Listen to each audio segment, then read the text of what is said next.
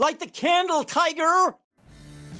Well, hello and a very warm welcome to this week's Racing Post Golf Postcast. Is of course US PGA Championship week, and we welcome you. I'm Dave Clark from the Racing Post. Joining me in the studio is the champ, Joe Champion. How are you, Joe? Very good, Dave. Yourself? I'm good. How's your form? Not too bad. A couple of places last week, so. Excellent, and ready to tackle the monster that is Bethpage? Well, I'm not sure anyone's ready to tackle Bethpage, but yeah, we'll give it a go, won't we? Brilliant. One man that is always ready to tackle a monster is our very own Steve Palmer. Steve, you was missing last week. Been up to much?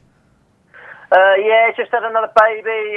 Welcome to the No Sleep Club, Harry. I'm now a father of two, so yeah, it's been a very tiring week. Brilliant, and all is well? All is well, yeah. Mother and baby doing very well.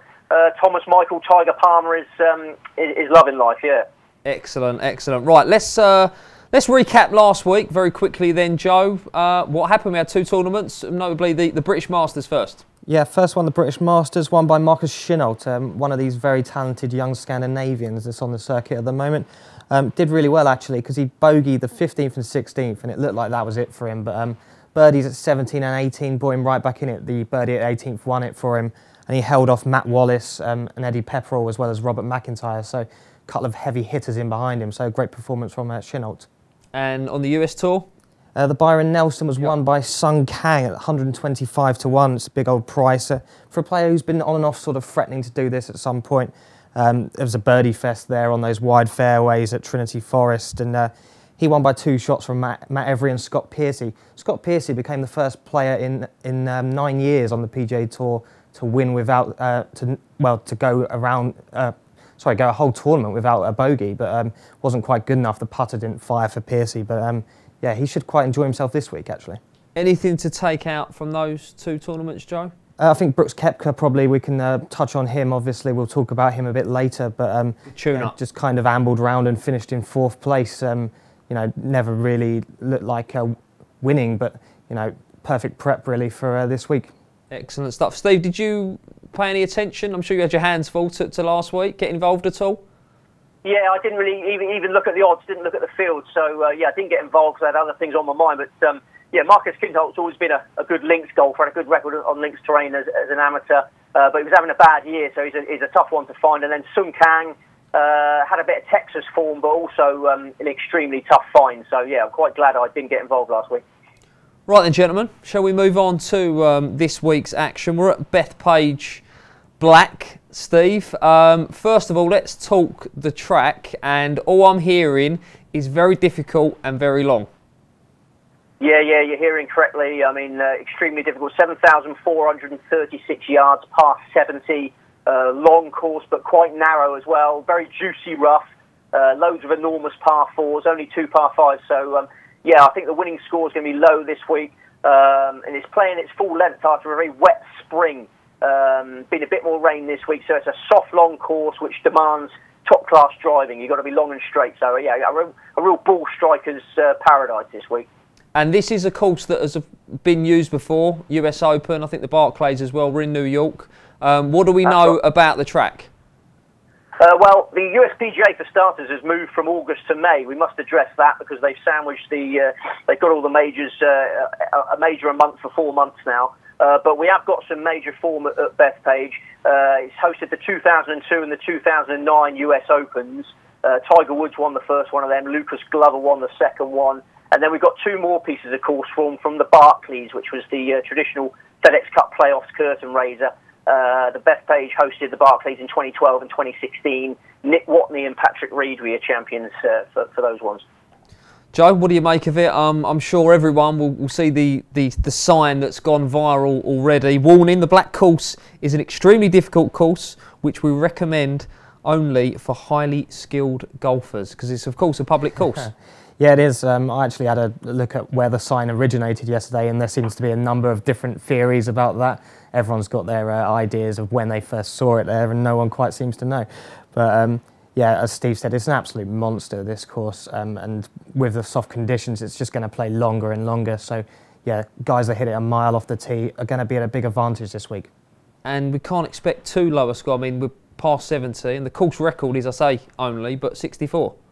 Yeah, well, it's going to be set up tough. It won't be US Open tough, but it's still going to be very difficult given the conditions that they've had, the rain they've had. But yeah, I'm very much expecting a kind of sort of mid-single-digit score to win this. So, you know, it's not going to be a US PGA like Jason Day at Whistling where he won 20 under. It's going to be a lot lower than that.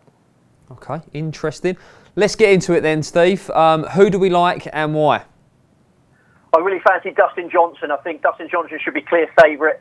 Bethpage is made for his talents, but double-figure prices available. I was really excited when I saw double-figure prices. The world rankings don't lie. Number one in the world. He's won 20 US Tour titles in just over a decade. He's won one this year, a comfortable victory in the WGC Mexico Championship. One on the European Tour as well, the Saudi International. He's won the 2016 US Open at Oakmont on a very long par 70, which has similarities to Bethpage. And he won at Oakmont with a 4 under par total. That was the winning score the last time a major was played at Bethpage.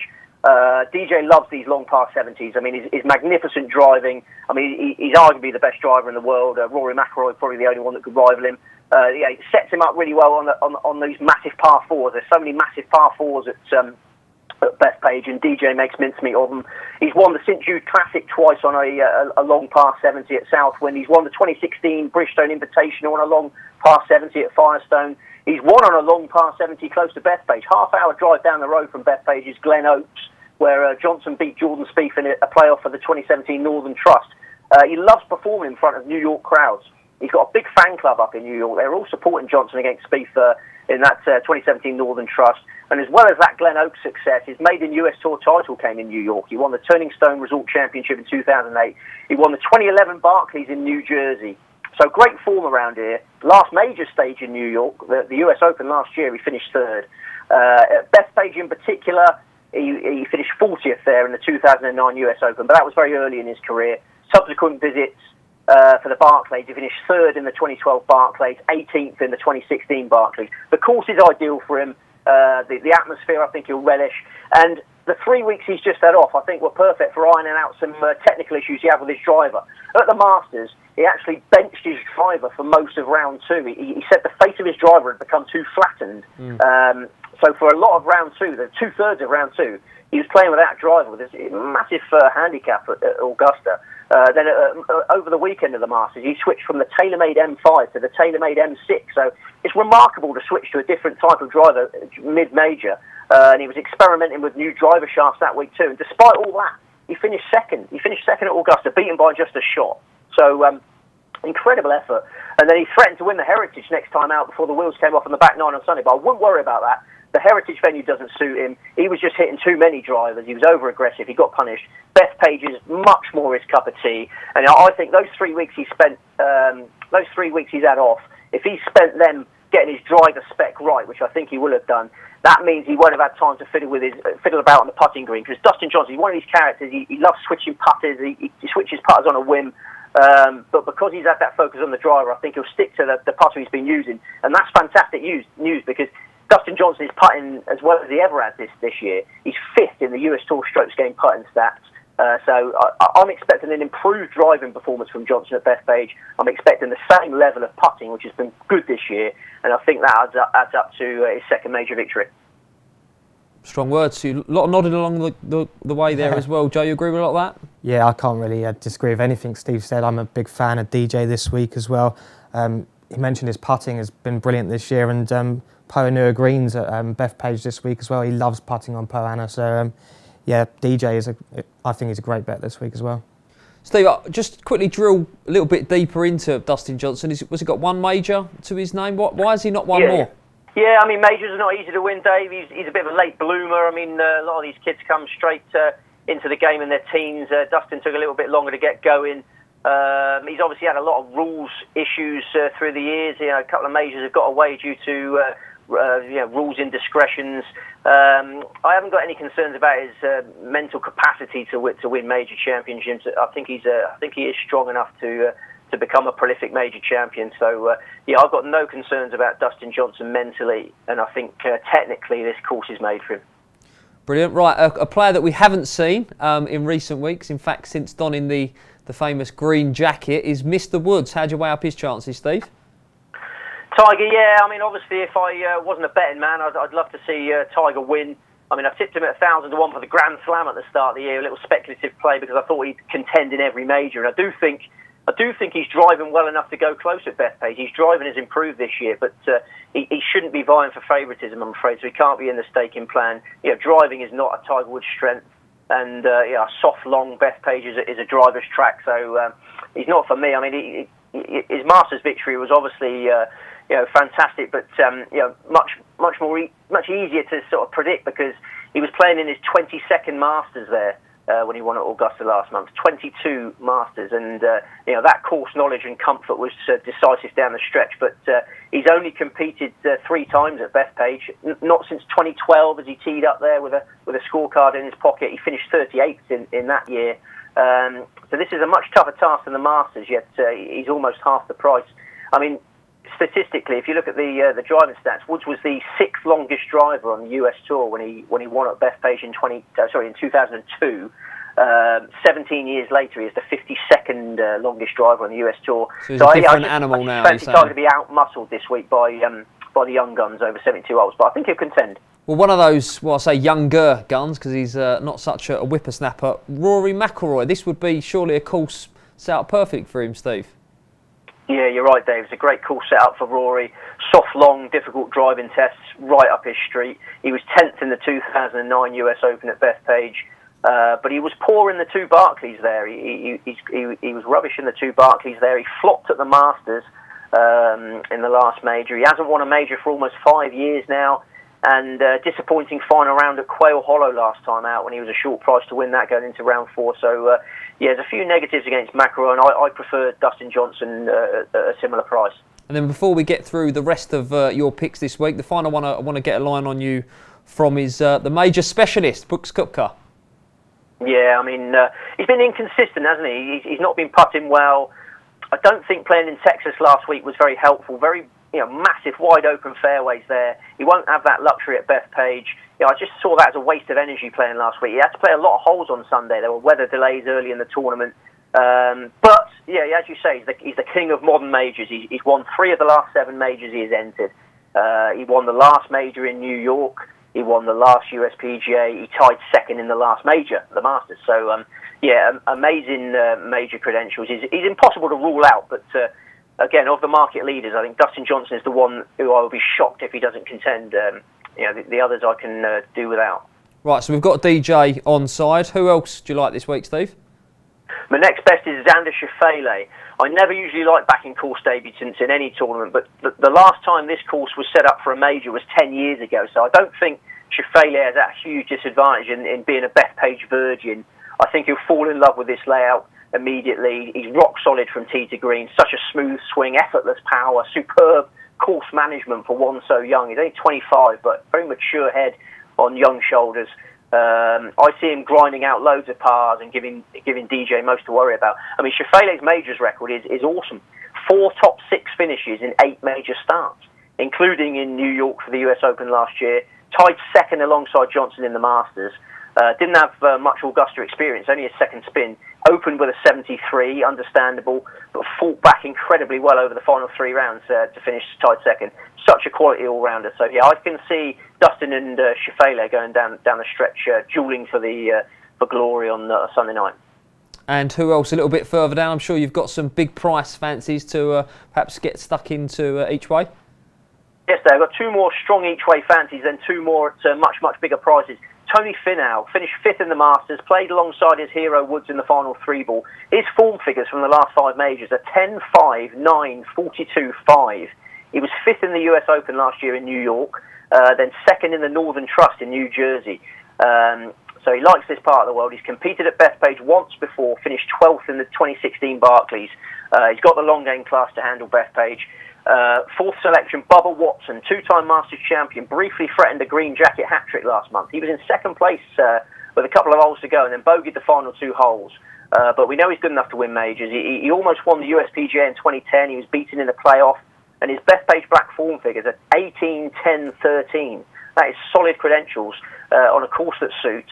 He's won the Travelers Championship 3 times across the New York border in Connecticut. So he likes this part of the world. I can see Bubba getting in the mix. And then my 2 biggest price runners are Jason Kokrak and Julian Suri, two power-packed Americans who will cut this layout down to size. Kokrak's been threatening a US Tour breakthrough all season. He broke my heart in two when he finished second in the Valspar Championship in March. What one-shot defeat there at 50 to 1.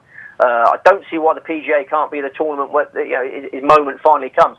Long, soft Bethpage, plays to his strengths, and his only previous start there was hugely encouraging. He opened with a 74 in the 2016 Barclays, understandably slow start at a venue he hadn't played before. Then he's 9 under par for the rest of the tournament and finished 7th. Kokrak was 19th in the US PGA last year. I can see Kokrak going even closer to the famous Wanamaker Trophy this time. And then the biggest prize of all is Julian Suri. What a story this would be if Julian Suri could pull it out. He's a New York-born runner. He lived in New York for the first 10 years of his life, so he grew up in New York. Then he's gone to Europe to kickstart his career. He won on the Challenge Tour, then he won on the European Tour. And on the rare occasions when he's gained access to top-class, world-class fields, he's not looked out of place. He finished 8th in the Houston Open last year. He finished 28th in the Open, 19th in this event, the US PGA. And then his season ended early because he had a hernia. He had abdominal hernia surgery. And since his comeback, he's played in only 4 events. Finished 20th in the Maybank Championship, 4th in the Indian Open, 2nd in the Hassan Trophy, and 19th in the China Open. So he's come back playing great golf. He's already proved himself one of the best players on the European Tour. I suspect Julian Suri is good enough to win stateside too. And a long, soft course in the state of his birth provides an excellent opportunity. He was 250 to 1 when I was first looking at this tournament, and I was really excited about that. And other people have obviously picked up on his credentials because he's been heavily backed. But anything 3 figures, I think Suri is well worth chancing. Brilliant. That would be some story as well. Right, bet before 11:45 a.m. on Thursday, because as Steve rightly mentioned, we are in New York, Long Island. Steve, what about the weather, the draw? Is that going to be a factor? Because I'm hearing a lot of rain in the area.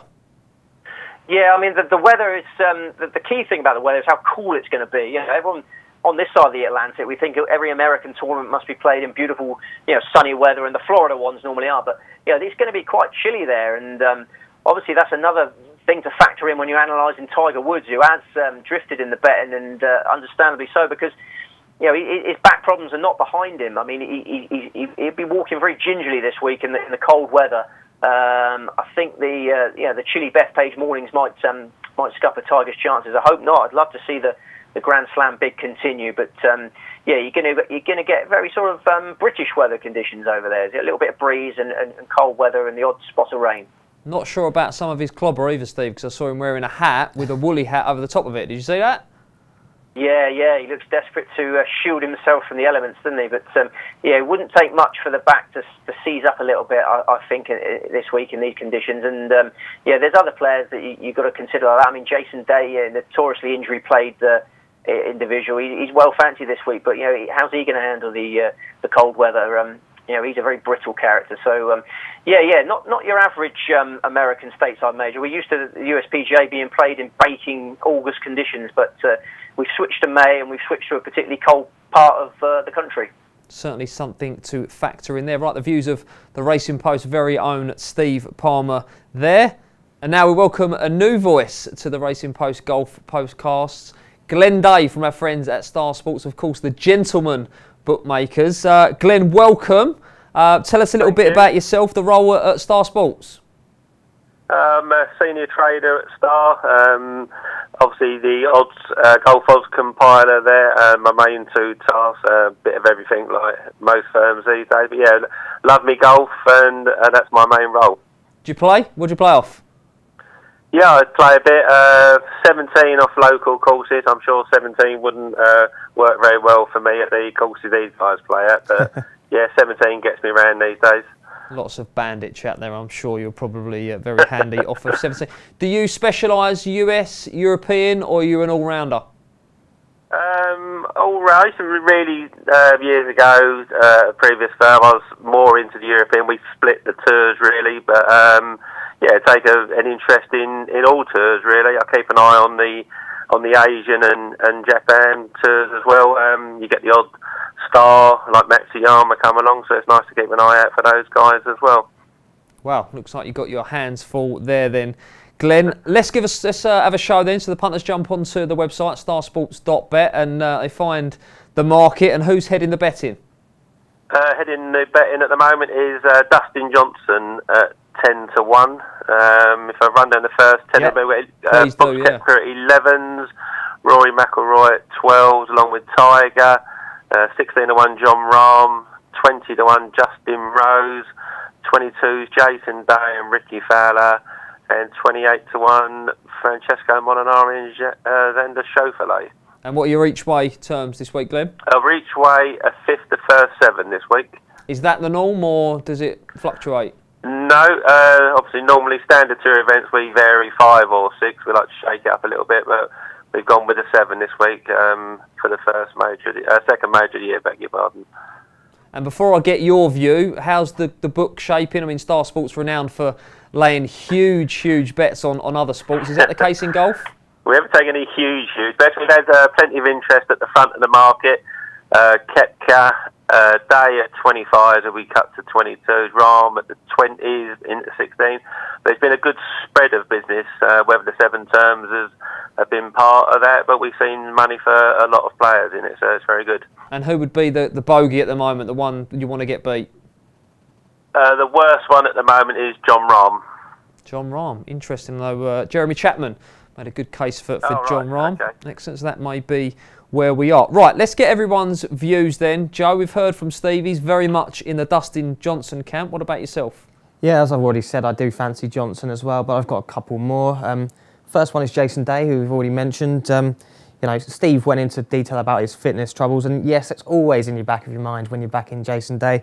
You know, but he seems positive. I mean, this has happened before, and he's withdrawn on the eve of the tournament or in the middle of it. But you know, he's making all the right noises about you know, his fitness this week, and he just loves playing in the USPGA. You know, he said he was struggling for fitness before the Masters, and then he finished in a tie for 5th as well. And you know, he's in great form just in general of his game. 24 for the Wells Fargo last time out, and the poor 3rd round let him down there. But yeah, he's top 20 in his last 6 PGA championships, and the top 10 in 4 of them. So I think you're getting decent place returns, decent places out here this week. So definitely, you know, Jason Day is a one to consider for each way backers as well as win punters. He's played Bethpage a couple of times in the Barclays, as we've already mentioned.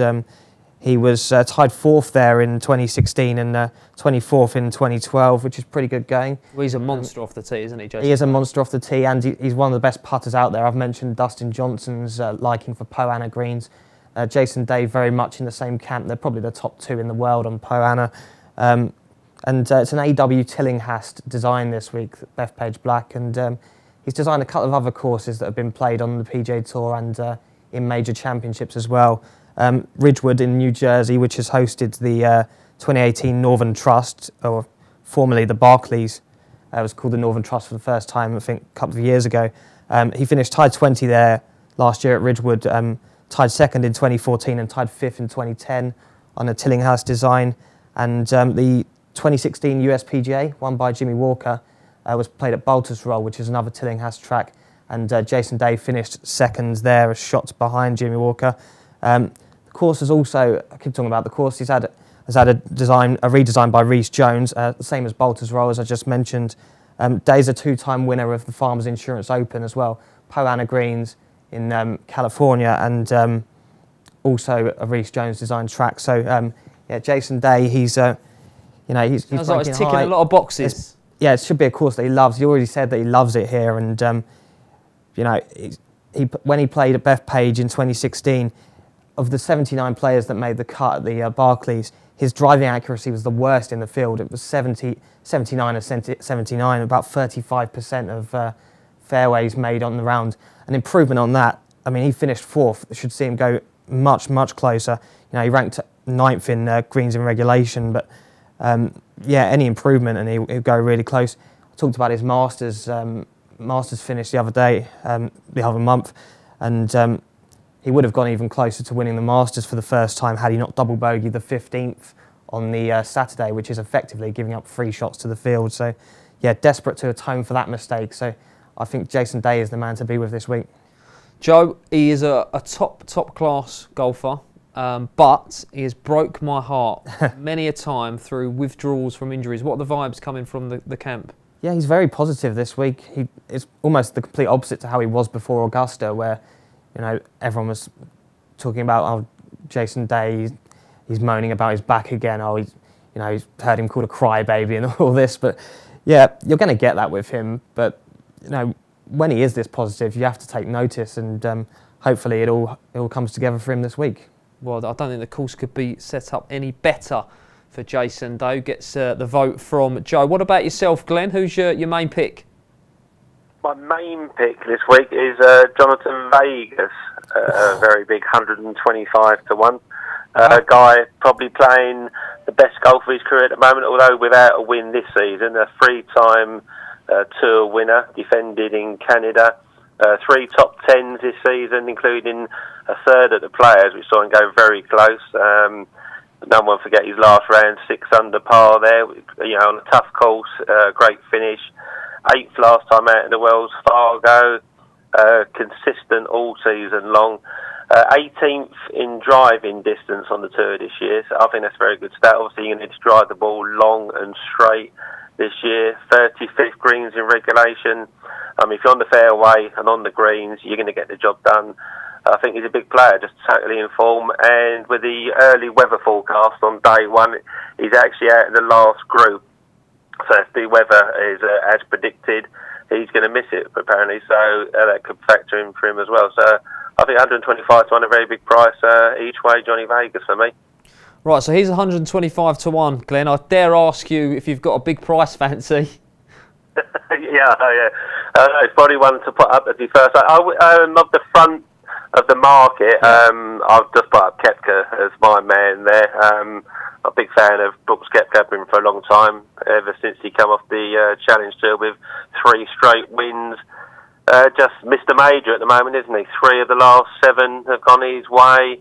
He's a guy that I think he's got everything. I'm reading that parts of his game aren't working very well at the moment, but even last week, an event that he wouldn't normally have had on his schedule, he likes to play the week before a major championship. 60, I think 65, 68, 68, 65. That's not bad for a guy whose game is not A1. I think he'd be in for a big show again this week, and it'd be hard to keep out the frame, I think. Okay, anyone else catch the eye? It's Vegas and Koepka. Anything in between? Yeah, I've got a few more I can throw at you at big prices. Yeah, another one, Justin Harding at 150 to 1. No one probably would even have heard of the guy last year. Few wins on home soil in South Africa.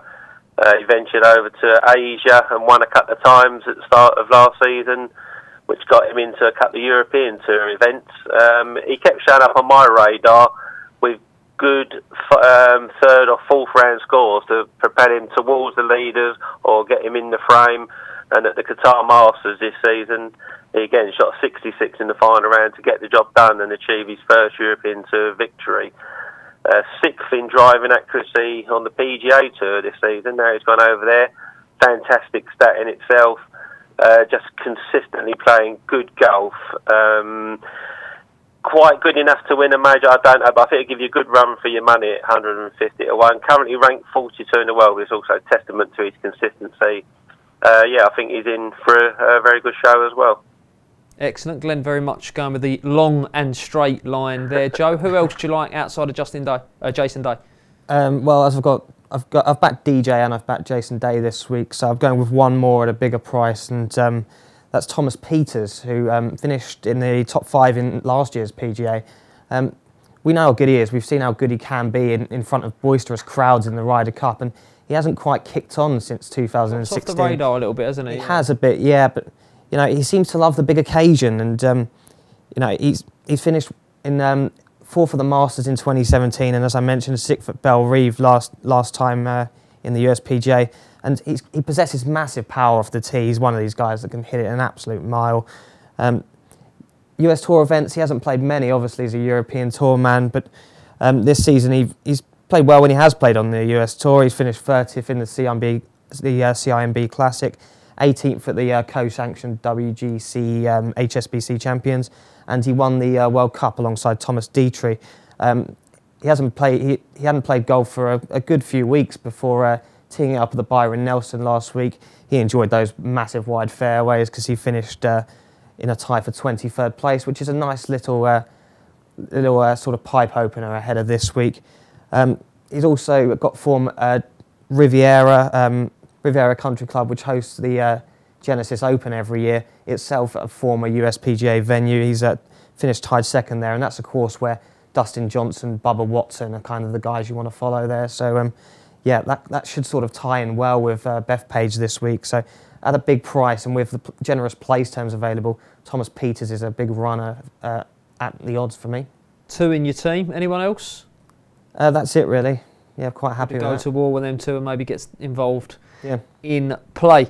Any Star Sports are a firm renowned for brilliant concessions. Glenn, anything happening around this one? Any money back specials? Yeah, we got one for all bets placed this week up until the end of the first round. If you back a player that misses the cut, up to £25, we give you money back as a free bet. 1 player per customer to qualify, so that's quite a good concession. If you fancy someone who's aggressive, who could be there or will throw it all away, then you get your money back and you can have another go later in the week. Brilliant. And I did have a little nosy on the website and plenty of specials up. One that caught my eye was, what will the winning score be? The winning score, yeah, it's been a good debate in the office this week, that one as well. We've seen some money there for the higher end of that one. I'll say higher, it's only 7 or 8 under, 9, 10 under or 11 under or lower, and that's where we've seen the money. We've got the favourites at 3 or 4 or 5 or 6. There's plenty of debate about that this year. How tough will the black course play this year? We'll find out. Well, it's an interesting one. We did have a little discussion in the office earlier on, Joe, didn't we? I think the general consensus was 7 or 8 under. I fancy it to be a little bit closer to level par, but what about yourself? Yeah, I was kind of in somewhere between sort of 5 to 8 camp, really. You know, it's probably not going to be as tough as it has been for US Opens, but it is still Bethpage Black and it is going to play long this week, so we might not see it 2 or 3 under win, but maybe a little bit higher than that. So give us a show then on that scores bet. That's an interesting one, that one, Glenn. Yeah, obviously we've got them in groups of 2, so we've got joint favourites at 130, -5 or -6, and -3 or -4. 4 to 1, -7 or -8. 5 to 1, -1 or -2. 6 to 1 if you fancy the other way, -10, -9 or -10. What we've got, 7 to 1 level par or +1 if you fancy it play really tough, and 16 to 1 any of the other pairings we've got. Well, I think it's going to play like a rascal course this week. Any other specials? Yeah, a couple of little ones. Wire to wire winner on a tough track, 11 to 1. And any player to shoot 4 rounds under par, which might be a challenge this week. We got that price at 12 to 1. Again, another interesting one there.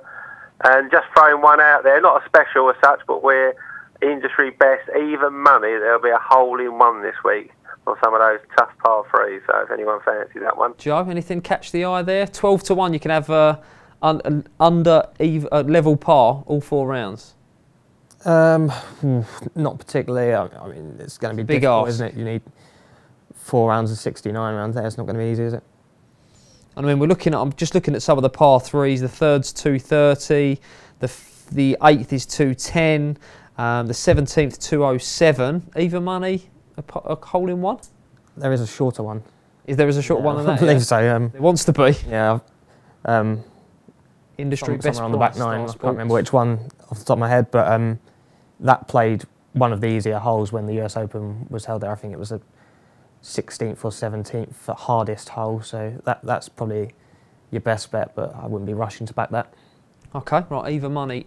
Top price with Star Sports if that one tickles your fancy. Right, let's wrap up then. Unless, of course, Glenn, you've got anything else you want to mention, any specials, any standout prices that Star Sports are offering this week?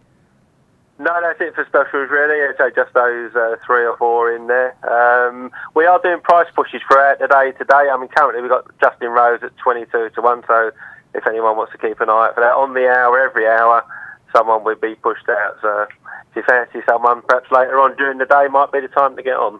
Okay, well, a very active firm on social media. So anyone interested in that, do keep an eye out. Wrap up the selections then. Palmer, very, very much in the Dustin Johnson camp. Joe, you like Jason Day? And so Dustin that's why. Johnson as well. And Dustin Johnson, yeah. But Jason Day, in a nutshell. Perfect fit for the course, got form on the track, should putt well. Okay, and your main selection, Glenn? Johnny Vegas, long and straight, greens in regulation for me, Koepka and Justin Harding for an each-way showing. Well, thank you, gentlemen, for your time and expertise.